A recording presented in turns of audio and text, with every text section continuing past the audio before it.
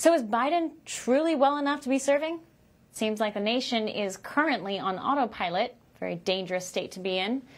Is it time for Vice President Harris to call for the 25th Amendment if Biden does not resign tonight? Joining us to answer this and other really interesting questions is West Virginia Attorney General and GOP nominee for governor there, Patrick Morrisey.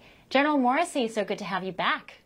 It's good to be with you today, and so much happening over the last few weeks. I'm looking forward to this interview. Yeah, no kidding.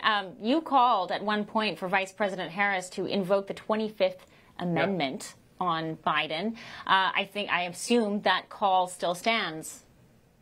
It does. So interestingly, we first made the call after Special Counsel Hur's report back in February because it was so damning about the fact that he wasn't recommending bringing any charges against President Biden because he was mentally feeble and wouldn't understand what was going on. And I thought at the time that that justified it, because if he's not able enough to face charges, how on earth is he able enough to serve as president?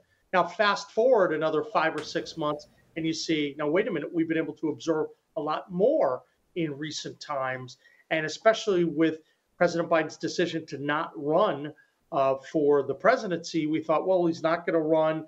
He certainly has some real challenges.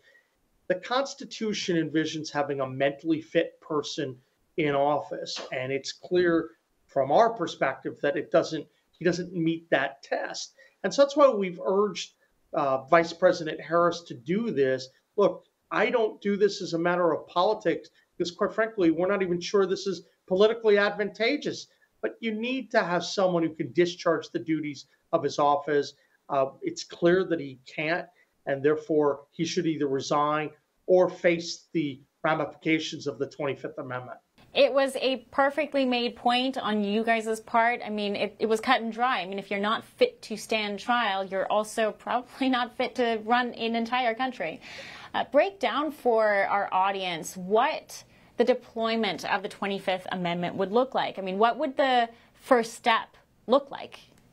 Well, at the beginning of the process, it would be the vice president convening the cabinet. And if you can get a majority of the cabinet members to indicate that the president is not fit, he can't discharge his duties in office, then that would get submitted to Congress and the vice president would take power.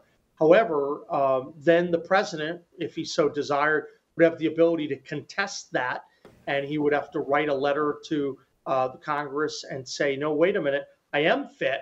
And then ultimately, if that gets contested, then it would be up to Congress to make a decision about that. But, you know, look, the reason we make this point is because regardless of where you are in a political campaign, it's important that we have someone who foreign leaders respect, and you have someone who adversaries know who are going to stand up. And we want to know who's in charge of our federal government. And right now, that's a very unclear point. Oh, it certainly is. And it's certainly unclear. And I know that a lot of this is done for political reasons, but it's made even more clear when you have Bibi Netanyahu, the Prime Minister of Israel, visiting earlier today, Washington, D.C., and no one was really greeting him. There was no official welcoming party, no vice president, no president, no one from the United States, unless it was our lawmakers on the Hill, were there to greet him. And now we have Elon Musk as the special guest. What are your thoughts on Netanyahu's visit and his reception in D.C.?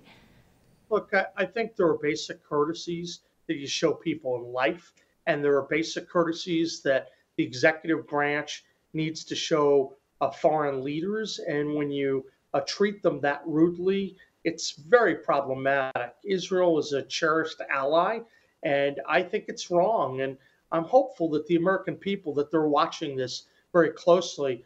Not only was President Biden not fit to serve, but Kamala Harris is going to represent more of the same and is going to ensure that we get run over on the international stage.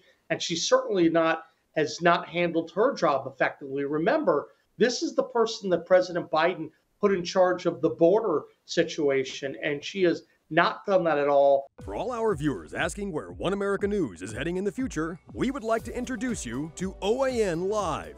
OAN Live is the best way to stay up to date on all of the hard-hitting, straight-shooting, national and international headlines. And the best part is, OAN Live is only $4.99 per month. All the credible, honest, unbiased reporting One America News offers at a fraction of the cost of cable. Just go to OANN.com to easily sign up for OAN Live and stay informed.